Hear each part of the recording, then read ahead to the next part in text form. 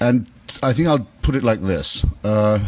It's true that publishers sometimes want to put a catchy or suggestive or challenging subtitle on a book.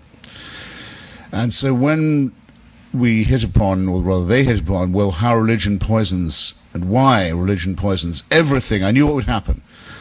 People would come up to me, they'd say, you mean absolutely everything? You mean the whole thing? They would take me literally. I thought, well, all right. One of the things you have to do in life as an author is live up to your damn subtitle.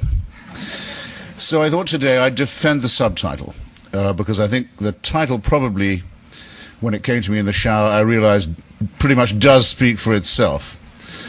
Unlike that sign outside Little Rock Airport, huge yellow and black sign that you see from the airport that says just Jesus. A word I have used myself, and a name I know, but put like that seems to say both too much and too little. You know what I mean?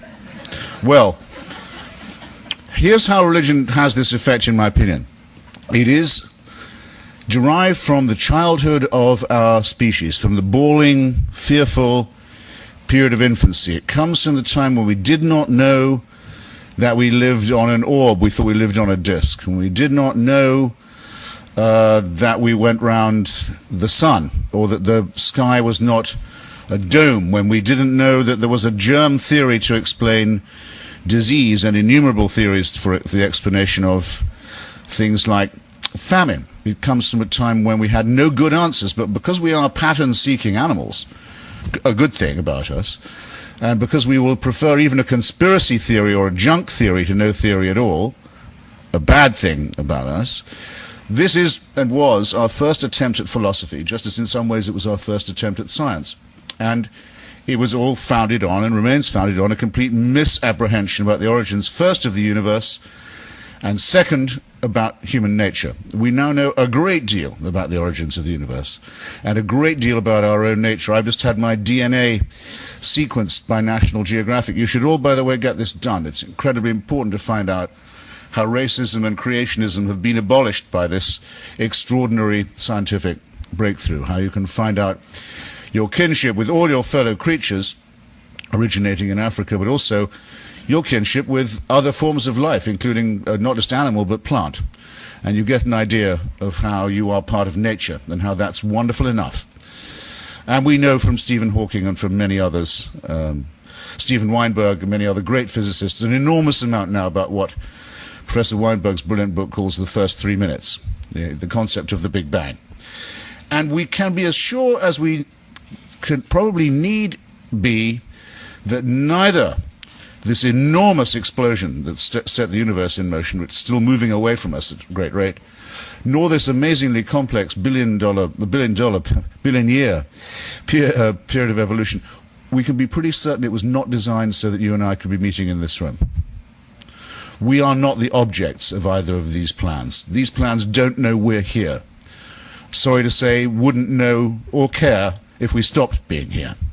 We have to face this alone with the equipment, intellectual and moral, that we've been given, or that we've acquired, or that is innate to us. And here's another way in which religion poisons matters. It begins by saying, well, why don't we lie to ourselves instead? Why don't we pretend that we're not going to die?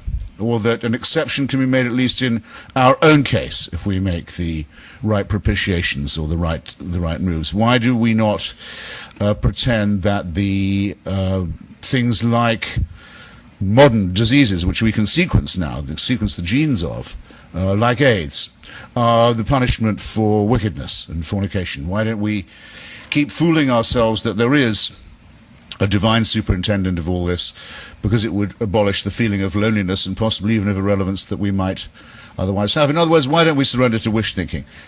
That poisons everything, in my opinion, right away. It attacks the very basic integrity that we need to conduct the scrupulous inquiries, investigations, experiments, interrogations of evidence that we need to survive and to prosper and to grow. And it's no coincidence, no accident, that almost every scientific advance has been made in the teeth of religious opposition of one form or another that says we shouldn't be tampering with God's design. I suppose the most recent and most dangerous one of these is the attempt to limit stem cell research. But everyone could probably think of other forms of scientific research and inquiry, especially medical, that had led to religious persecution in reprisal. Thirdly, it's an attack, I think, on what's also very important to us, our innate morality.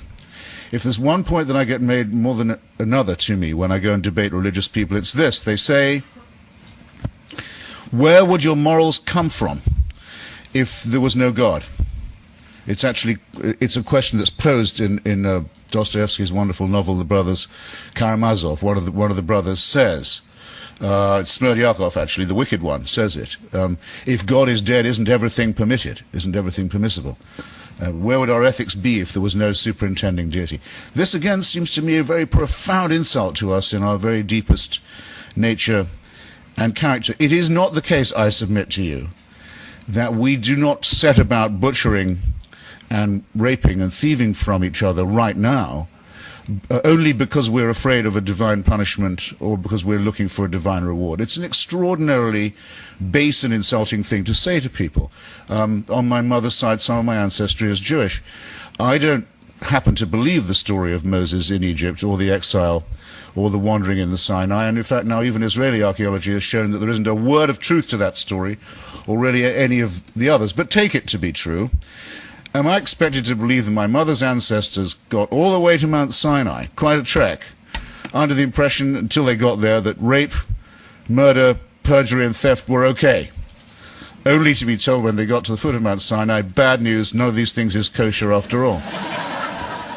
They're all forbidden. No, I don't think so. I think we can actually have a better explanation in every sense, superior as well as better, that no one would have been able to get as far as Mount Sinai or in any other mountain in any other direction unless they had known that human solidarity demands that we look upon each other as brothers and sisters, and that we forbid activities such as murder, rape, perjury, and theft, that this is innate in us. Of those to whom it is not innate, the sociopaths who don't understand the needs of anyone but themselves, and the psychopaths who positively take pleasure in breaking these rules, well, all we can say is, according to one theory, they're also made in the image of God, which makes the image of God question rather problematic, does it not?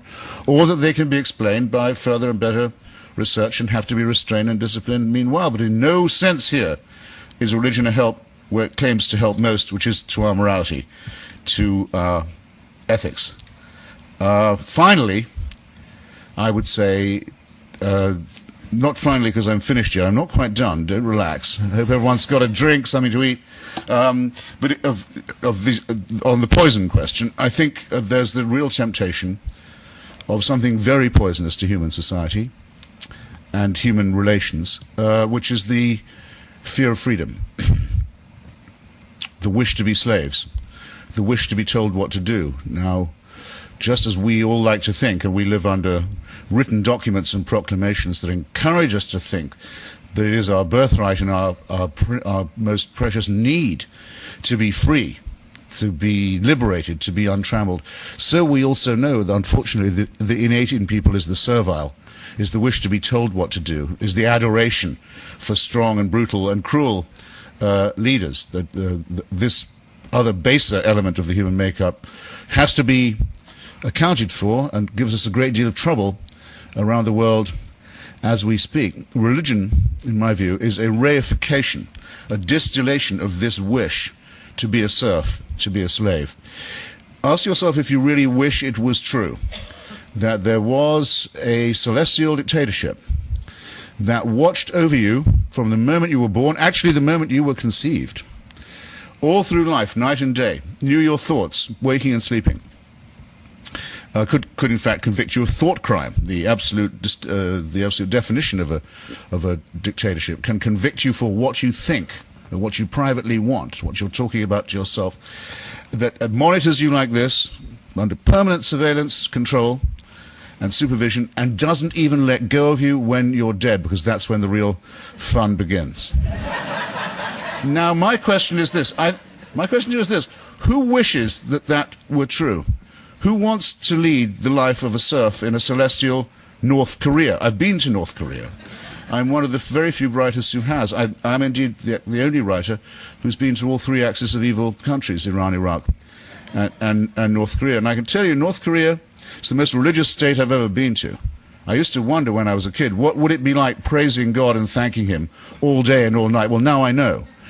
Because North Korea is a completely worshipful state. It's set up only to do that, for adoration. And it's only one short of a trinity. They have a father and a son, as you know, the dear leader and the great leader. The father is still the president of the country. He's been dead for 15 years. But the Kim Jong-il, the little one, is only the head of the party and the army. His father is still the president, head of the state. So you have in North Korea what you might call a necrocracy. Or what I called a mausolocracy, as well, a thanatocracy.